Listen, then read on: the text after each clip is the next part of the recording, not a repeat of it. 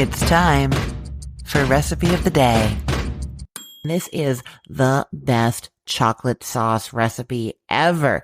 Now, I have tested some other chocolate sauce recipes on the internet that claim to be the best, and what I find is that most of them use chopped up chocolate, like finely chopped, and it's melted in there, and then once it goes into the refrigerator, like you want to have your chocolate sauce in the fridge to like pour on ice cream the next day or something like that, it starts to get a little bit gritty from that chocolate kind of re-solidifying in there. And you'll even see comments on other recipes websites that this happens. And so I decided that what I really wanted to do was come up with a decadent and delicious chocolate sauce that uses cocoa powder so that you're not going to have that problem, so that this sauce could go in the fridge and stay there for a long time. Okay, and before I get into the recipe, just a quick note on this. Because this uses cocoa instead of chocolate, you know for sure that it is dairy free because you're not worrying about like what might be in the chocolate or what the chocolate might have been processed on, machines, equipment, that kind of thing. Cocoa powder, read the label, but it tends to be dairy free. And this recipe is also gluten free and it's also vegan. So this chocolate sauce recipe is a great thing to make for anybody that you love. You know what I mean? Okay, so this recipe starts with a simple syrup made of water, dark brown sugar, and corn syrup. You can use light brown sugar if that's what you have.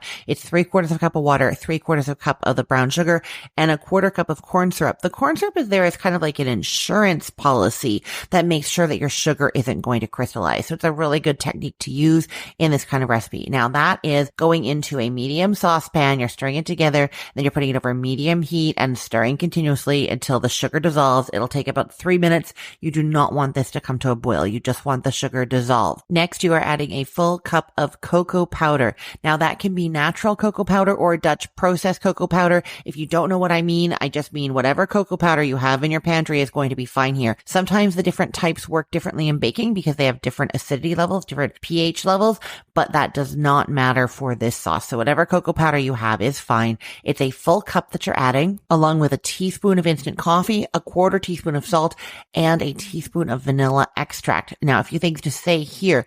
That cup of cocoa powder, it's going to seem like a lot and you are going to have to whisk it quite a bit, but that's what's making this so decadent and rich. And then to the other ingredients, the instant coffee, the salt, and the vanilla extract. Those are all things, along with the brown sugar actually, that have this like rich flavor that is going to bring more into your chocolate sauce. If you had to leave out any of them, like the coffee, the vanilla, that would be fine, but you definitely need to use the brown sugar and you definitely need to use the salt. I really do think you want the instant coffee and the vanilla. It just adds all that warmth and depth that makes chocolate taste so much better. Okay, so you added your cocoa, coffee, salt, and vanilla to your simple syrup, and you are whisking that still over the heat just until no lumps remain. It's going to take about 2 minutes. Then take that pan off the heat, let it stand for 10 minutes on the counter, then give it another stir, and that is it. It's going to be a little bit thin at this point, but once you refrigerate it, it is going to thicken up and be so rich and decadent. It is good in the fridge, covered like in a jar for up to 14 days. And like I said, you can use that on ice cream. You can mix it into whipped cream. You can put that in iced coffee, iced mocha. You can use it as a fruit dip. I will put the link to this recipe in the show notes for this podcast episode, or you can head to cookthestory.com/ROTD and get it there. Everything there is arranged by date, so it's helpful to know that today is December 4th of 2024. And if you haven't already, make sure you are subscribed to this podcast. I bring you a new delicious idea every single day, taking away all that indecision. What should I make for dinner? What should I make for Christmas? What should I make today? I have all the answers for you. The easiest way to subscribe is to go to your favorite podcast app, whatever you listen to podcasts on, and search for Recipe of the Day there. You could find the podcast episodes on YouTube. You go to YouTube, you're going to be searching for Cook the Story because it's not just my podcast, it's all my videos and everything else that I'm doing. That is on YouTube there. Or head to cookthestory.com/ROTD and you can subscribe across the top there. Just tap on one of the podcast links.